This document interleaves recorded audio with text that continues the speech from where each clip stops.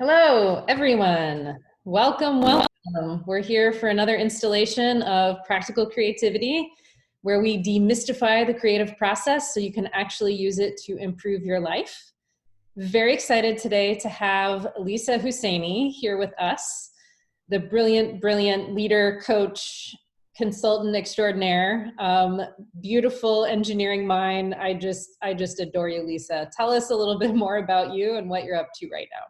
Thanks so much, Marte. I adore you too. I am a coach for creatives and for entrepreneurs. I run my own coaching practice where I work with people in the arts, not just performing artists, but also administrators, people who support the arts in a variety of ways, and also people who have just started their own businesses in either achieving goals or also just navigating their own internal landscapes in order to build the businesses they want, and especially now the internal landscape and the external landscape and how they play with each other, because it's a lot. And currently also provides services for musicians specifically on booking more gigs and launching projects. And I live in Miami. I'm a fellow Miamian with you, Marta. Amazing. So just because you froze for half a second right before you talked about what you do for musicians, tell us a little bit more about what you said just before that, please. Sorry. Oh, I said before that, in addition to my own practice, I also currently serve as CEO of a company called I Cadenza, which does that, which helps musicians specifically book more gigs and launch projects such as concert series, etc. Terrific. Thank you. Wow, what a treat to have you on. So you talked about internal and external landscape. So one of the things that I've recently understood about my work is that I have the artistic training, I have the business training, being strategic planner, and looking kind of like the right brain and the left brain. And then the third piece that I've really come to understand is a big part of my approach, probably in the last 5 years, is mindset. And really all of us need mindset, whether we're business people, creative people, or a little bit of both. So I find mindset to be kind of, for me, it's like what you need in order to keep going when things are tough. It's how you get out of tough situations. And it's also like when things are going well, kind of like appreciating that. So what does this internal landscape mean to you? What is mindset? What's the role of it in your work, in your life, and in what you've seen in the clients that you've helped? Yeah, that's a really great question. I've been thinking about it a lot. I feel like the answer always changes based on the people I've been speaking to that week and what I've been thinking that week. So this week, the way I'm choosing to describe it is I've been thinking a lot about how uncomfortable human beings are with gray, like with the gray area, and how even though any of us who meditate, who do the right things in terms of like opening your mind and being open, at our core, humans, like our egos are always going to try to scout out the black and white because it's easier. And it's, for me, control is like a huge addiction of mine. I like love control. I think many people do. The part of us that's seeking safety in any situation, if we're not careful, if we don't know other mechanisms, I think we go to the black and white. We really seek out the black and white in any situation. And it's because the unknown is so uncomfortable. And so I think that especially now, but just in general, when I talk about mindset or like positive thinking or anything, really it's about embracing the discomfort that comes with the gray area. And that with that, we can start to see and pick and choose what shade is serving us in any given moment. Because I think a danger that pops up so often is, especially for people who are on a path of trying to improve their mindset, they start to look for the right mindset to have. And there just is no right mindset. It's another black and white feud. And you said like having a mindset so important. Yes. And like all of us have mindsets built in whether we are aware or not. So for me, again, like when I was younger, I used to worry a ton about being delusional. That was something that I spent a lot of time being like, I don't want to be delusional. I don't want to like tell myself stories that aren't real. The reality is you can pick and choose what stories are serving you and still be founded in realities, because at any given moment, there's so many realities to be choosing from. I love that. And it so goes into my understanding of what it means to be an artist, which is it's such a paradoxical thing to like have authority in your artistry and then to feel like the practice of being the manager of that on the inside is also like a lot of things that I found in the training were like asking me to doubt myself. And like part of it is you just want to create the best possible thing. So you're never satisfied, right? It's the artist mindset to never be done and to never have perfected it. So actually yesterday, I'm learning to drive a scooter, a Vespa with my boyfriend. And it's different. It feels like everything could go wrong and maybe things could go right too, but it's just I'm very aware of this big thing that I'm on. So we went driving the scooter yesterday, and he's talking about learning yoga. And this is somebody who's been an athlete his whole life. And I felt so good because I really got comfortable with leaning. I know we're taking a tangent. Bear with me. I'm for this ride. Like, keep going. But I was really feeling, and I've been out maybe like 4 times, and I'm really getting more confident with being able to trust myself and leaning in order to help steer. So it's not just going like this. It's like, it's kind of a physical thing, like you're actually on a bike. Right. So like trusting myself, if I lean, like I'm going to be okay and the scooter's going to be okay.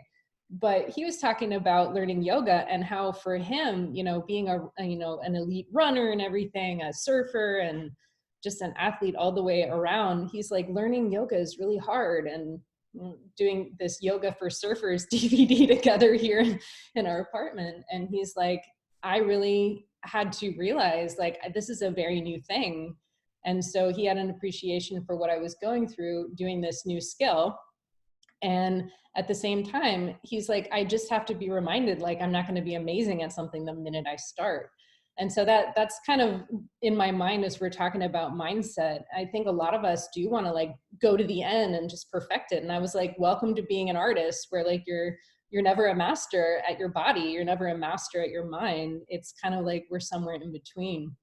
But I love what you're saying about discomfort and the gray area, because when we get scared and we get panicked and we really do think there's a right answer, well, I should know what to do, or my teacher said this is the path, or I'm in this period of doubt and I don't know what to do. So going to these absolutes, like I have to either do it 100% or it's not worth it, or just like, yeah, we're uncomfortable with ambiguity. But I think particularly for creative people, for artists, our job is to live in the ambiguous. So I just think that's like on a meta level, so interesting. Totally. Well, I think it's interesting too, because I think right now, specifically, a lot of artists are having what I would call like identity crises about, if I don't have a gig coming up, or if I don't have the next level gig coming up, who even am I? Can I call myself a violinist, a singer, whatever? And it's interesting because these questions would come up, months and years ago with clients of mine and people I spoke with, and there would always like the answer of resolve would come either through a new gig booked or comparing to somebody else, or it wouldn't be resolved because other people had. And what's so interesting to me now is like right now, nobody has gigs coming up. Well, so I've had some people who have had like virtual gigs, which is kind of cool. But aside from that, like, every arts institution canceled their calendar for the foreseeable future.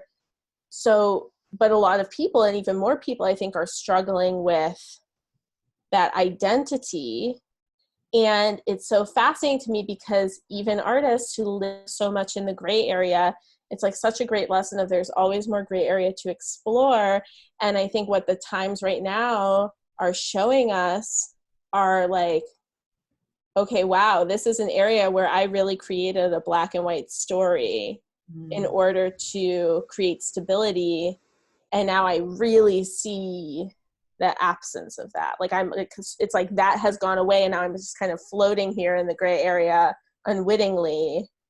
And what does it all mean? But I think it's much more simple than it is scary. In reality, it's just, okay, well, you know, it really was never quite certain, and your identity really had nothing to do with the gigs you booked. And now, even though it's painful, it's going to be the best time to really look at that, because there are going to be no temptations of stories, or fewer temptations of stories to like assign to the problem. I think that's so true, and that totally resonates with my own experience. I'm really glad you brought that up, because I feel like artists get into a mindset where they have to show themselves as something bigger or better or more perfect than they are. And maybe this comes out of digital technology, and just every time you hear a recording, it's perfect. I remember one time telling, my teacher is in the New York Philharmonic, and I remember telling him, like, oh, Mr. Robinson, I loved your Tchaikovsky Fourth Symphony second movement recording. I just thought it was so brilliant. And he's like, darling, I never played it that way. He's from North Carolina. I was like, well, what do you mean? He's like, that was like 6 performances they put together. And I was like, oh, I see what you mean. But there is this sense like you're being compared all the time. You're being compared in judging, like in auditions. You're being compared to people who came before you in whatever seat you're sitting in. You're being compared to everybody who's ever played every piece that you're playing in your mind, right? And it really, actually, Amanda Kreider was on Monday. She was talking about being able to be present. And it's such an interesting thing that we can be present and not be present. But this idea of like, who am I, and my identity coming from somewhere outside me. And there, in a couple conversations now, we've had this come up where it's like, we value doing and productivity in our culture. But when you're an artist, it's not about doing, it's about being. So again, there's another kind of paradox with that. But when we look at who am I and the doing goes away, I also look at people like Yo-Yo Ma, and there's a lot of musicians right now who are just sharing of themselves, and artists, all sorts of artists, they're just going beyond the known and sharing of who they are. And it's really beautiful. I can't help but have my heart open when I'm watching that. So tell us a little bit, I love hearing what you're saying, and it just resonates so much. Tell us a little bit of like, how did you get to where you are now doing the work that you're doing? Yeah, thank you for asking that question.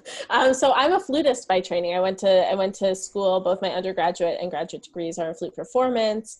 And around the time I was in graduate school at New England Conservatory in Boston, I made the switch at that point to switch to arts administration. And I was actually reflecting with somebody recently how at that time, I would tell people would ask me what I wanted to do if it wasn't flute performance. And I would say, oh, I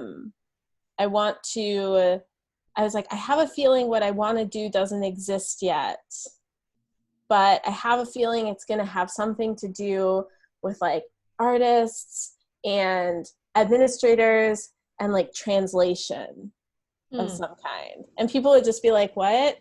And then after a few people being like, what? I just started to say, oh, they'd be like, okay. So it was this really interesting thing where I was like, I have a feeling this is what I'm going to be doing, but nobody really wanted to hear that, which it's in the gray area, right? So I then went through and worked a lot, especially in the artistic operations side of arts organizations, worked at New World Symphony with you for a short period. I think we overlapped just a little bit. Worked as general manager of a chorus in town, Seraphic Fire, and through that met these women who ran this company, I Cadenza, which at the time was a consulting and management firm for who wanted to reach the next level in their career. through a lot of stories that nobody has the time to hear right now. Eventually in 2018, I ended up stepping in as CEO of that company. And around that time, we switched to a fully coaching company. And then I found myself being a coach, which was like a whole other world. I think 2 years later, or 2 years beforehand, if somebody even mentioned to me the fact that coaching was something that somebody might pay for, I would be like, well, those people need to get their head examined. Like, I was very anti-coaching, but I had never experienced it. I had a lot of judgment around it. And I'm really grateful for that, because I think now it's like I see where a lot of those judgments stemmed from, and a lot of the sources are very valid, and it helps me navigating my own career. But then, slowly through, again, a whole other load of stories, I this January started my own practice, and as I mentioned, still am involved with I Cadenza, as they've been tightening up exactly the services they offer, and I've been tightening up my own practice. And then late last year, I ventured also into the world of just coaching entrepreneurs, which, as you know, Marta, have a lot of similarities with artists and how they approach their work, a lot of the same struggles and obstacles. So yeah, that's what I do. And basically, when people ask me, like, what does that mean? What does my day look like? I run a few groups here and there, but mostly I just do individual coaching. And for me, that just means I'm on calls with people all day long. And recently actually wrote a blog post about this experience I've been having since this whole pandemic started, where I opened up my calendar for free, and in the first month had 1 hour conversations with 100 people in that time. And some of them were clients who I speak with regularly, but the majority of them were strangers. And it was just totally eye-opening into the wide variety of things that people are grappling with right now that go against, I think, a lot of the larger fear stories that are still very valid and a lot of people are experiencing, but are not the only struggles or stories out there. For sure. Wow. Okay. 100 hours of free coaching. That's a lot to do in a month. That's beautiful. That's kind of why I started this stream. I wanted to really be a place for people to find resources and help, and hear something that could help them. Right. So you were totally skeptical about coaching, and then you became a coach. What was that like for you to realize, like, oh, this is actually me? Oh, it was awful. It was terrible. Okay, so yeah, I'll say more. Well, and I think you know this about me, Marta. A lot of people who know me do. Like, I'm a huge believer that a lot of the biggest lessons that we have in life come through the points at which feel most painful. I think striving for a life, especially a professional life, without pain points is essentially striving for a professional life or a life without growth. Like, so when I say something was really awful and painful, it usually means that it was like one of the greatest learning experiences ever. But man, did I find out, speaking of the gray area, it was a black and white stance that I had taken through a variety of ways that I was for a large part of my adult life. I don't know if there's any oversharing for your audience. Usually I share whatever I feel. So great. And you know me, so yeah, I was like, it was you. I'd talk about this. I don't know. So for most of my 20s, I was like a staunch atheist for a variety of reasons. And even through ultra losses, remained as such, was very much somebody who subscribed to science, as I still do. I just want to make that clear. But was like, okay, well, if it's not proven yet through the scientific process, 110%, there's no validity in exploring it. Like, I liked to live my life through a series of systems and black and white boundaries that helped me, as somebody who's very, very emotional, and like, though at the time I didn't know it, and like experiences and feels a lot of the world through like my own intuition. and through things I can't quite explain, it helped me get less freaked out by myself, like having those parameters, and get less freaked out by the world and maintain a sense of control. So back then, a coach, it was like, well, they didn't go to school for therapy. Like, they're not a certified doctor. They aren't covered by health insurance. So like, what even are they doing? And I felt really lucky that at I Cadenza, when we made the switch to coaching, the two owners of the company invested for myself and one of them to go into this coach training program that wasn't so much about, it wasn't like a certification program. It was more a group for people who were working coaches to develop their skills and specifically develop their relationship with like client development. And the woman who ran that, and also the people who were in that circle, it was a really cool experience. In like, there were people in that group who are therapists who also have a coaching practice. There is a lot of very straightforward reality in what the training I experienced, but it just felt like more of a stretch rather than another thing to subscribe to. I didn't feel like coaching had to be my new 100% path. And like, we had great conversations in there about clients who, there are some clients who I insist that they continue to see a therapist. There are ways in which I realize that I will be of value in certain ways and probably not really ever in other ways, and for everybody too. And one of the coaches there said something great, which I continue to repeat to people and myself, is like, coaching is a lot like, I compare it a lot to like yoga teachers. There's a really low bar to entry and there's a really high bar to success. The high bar to success has a lot to do with the internal professional containers and virtues and like ideals that the coach themselves holds them to, and how that interacts with the person in front of them. So you can,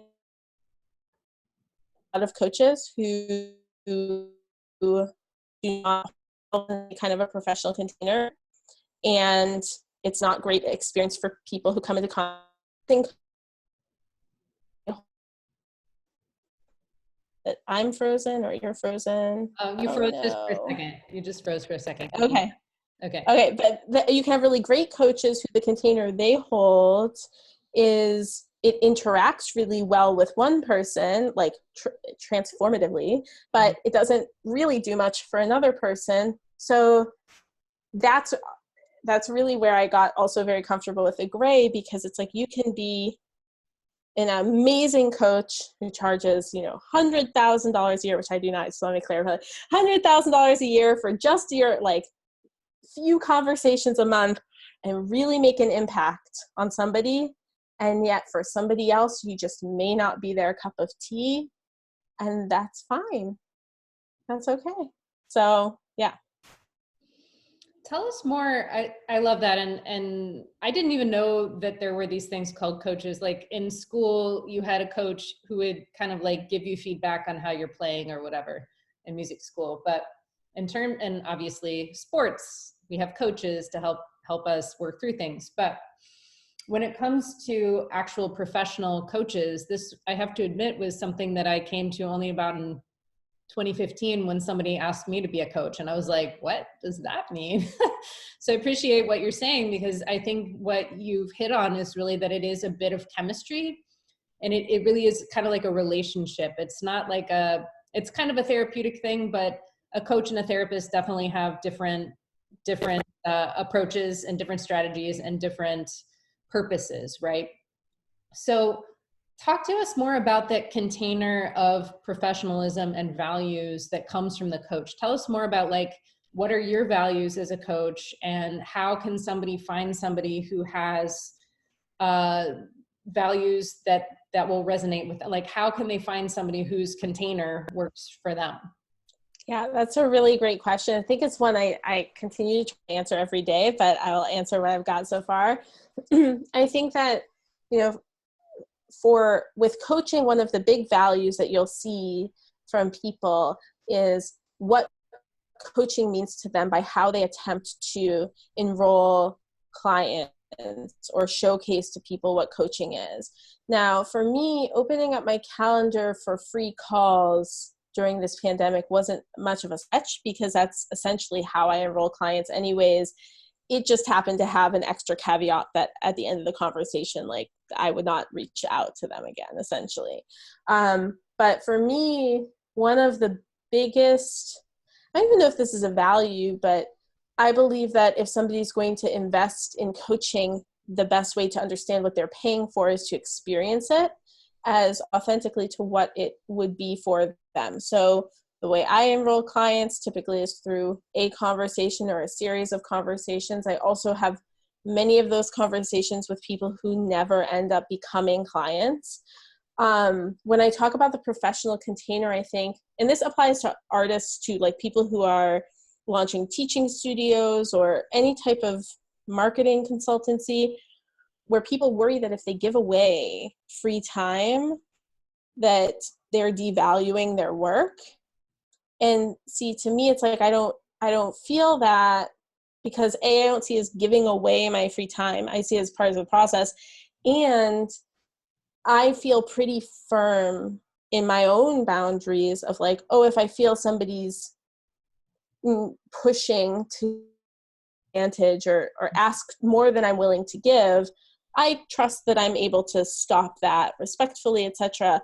So when I talk about the professional container being an internal thing, I think I really mean it on that kind of subtle level, where having that trust in yourself that if somebody does reach the point where they do take advantage of your time, etc., you'll know how to deal with it. I think a lot of people, a lot of coaches, again, a lot of other business people spend so much time in the what if. Like, what if it reaches the point where somebody takes advantage of me? What if it, and it's like, rarely does that happen.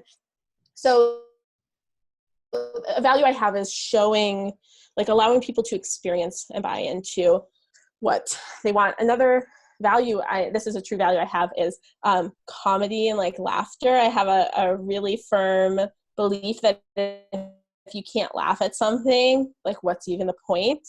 And this is something for me that like a lot of coaches don't believe this, and for a lot of people, this type of coaching doesn't fit, because a lot of something that will be commonly said, especially now with my clients, where they'll talk about how, if they all their gigs went away, most of their gigs they had were during the summer, and now they've gone away. And like, what does that mean? And if they had maybe booked gigs further out in advance, they wouldn't be in this position. And I'm like, so really what you're saying is, like, you failed because you didn't plan for a global pandemic unlike anything we've ever seen before. And I want to let you know, I blame you for that too. Like, it's your fault. And so for my clients, like, they are like, oh yeah, like, that's ridiculous. But for some people that won't work. So I think for people who are seeking a coach, or really any type of thing, it's like looking for the services and the interactions that make you feel like the best version of you. And that doesn't necessarily always mean you'll feel comfortable. I've had people in initial conversations, enrollment conversations, get very mad at me when I've touched on something that was like a huge trigger for them unwittingly. But walk away, and then the thought process that they have gone down has led them to see the value, and then they've come back.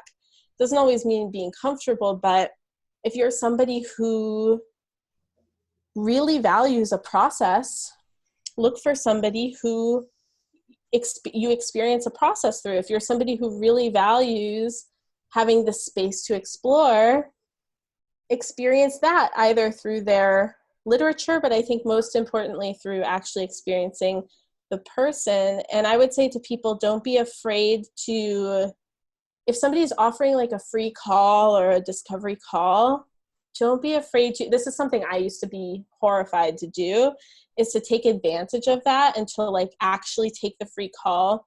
A lot of people I think are afraid they're going to be sold on something. And I've got to say, if you feel like, first of all, trust yourself that you'll be able to say no. And it doesn't, even if they sell you on something, it doesn't mean you might not get value in that call. And I think if something you really value is being given the opportunity to make your own decisions and being given space, there's no better way to figure out that that's what that person will do than to take them up on their call. And if at the end of the call, they're pressuring you to buy whatever they have, like in that moment, then they're not a good fit for you. And that's good news to know upfront. Totally. I totally appreciate that. And I'd say my own experience is exactly the same. I've had sometimes years of conversations with people before they're ready to actually work together. And part of that is they aren't sure, and they are worried about cost, or they're worried about the time commitment, or they're worried that it's not going to be a good fit. But definitely you want to, I'm encouraging clients a lot of times, like show, don't tell. So like experience it, don't make assumptions. So I love that. So if you're curious about coaching, definitely consume whatever you can. You have a great blog that you put on Facebook. You have also on your own website. Where can people follow up with you if they're interested in coaching? Yeah. So the best way to follow up with me is through my website, and it's Lisa Husseini, my name, LisaHusseini.com. It's really helpful to have such a unique name. When you also have a unique name. It's not your website name, but it's awesome. Very easy. So that's the best way to keep up with me. I also have a Facebook, which people are more than welcome to friend me. I also have an Instagram. I believe I'm tagged in this Instagram post. It's Lisa and then my middle name, Najibi. And if people, I mean, for anybody right now, this whole thing with me offering free calls is still standing. So if you read my blog, if you're on my page, you'll see like the link to schedule one of those free calls, or you can always reach out to me and always reach out to me with questions. Yeah, I'm here to talk to people. So Awesome. If I'm not doing that, what else am I doing? Same here, same here. And the best thing about being a coach who knows coaches is that if you find somebody isn't working for you, there's a whole network of people who have different styles, and we support each other. So certainly I will keep you in mind for people looking, and you've got her information directly. I'm going to be putting this all in the notes on YouTube so that everybody can find you afterwards. And yeah, reach out. If anyone has questions, reach out to Lisa, reach out to us. Let us know how we can help you. We're really here to help. And the surprise coaches are here united on this call, which is super fun. Lisa, oh my gosh, you are brilliant. And this was such an interesting, fun, awesome conversation. I think it was great to show people a little bit about what coaching is and what it means. And you're so gifted and so talented at it. And I'll probably sign up for coaching myself, because every coach needs a coach. And I just think you're wonderful. So thank you for joining us on Practical Creativity, and feel free to subscribe on YouTube. We have a YouTube channel now. This will be up. And thank you for being here with me. I hope you stay creative. And thank you again, Lisa. This was so special. Thank you so much, Marta. It was my pleasure, and thanks for having me. I always love time with you. Likewise. Yeah. Okay, thanks. Bye. Bye.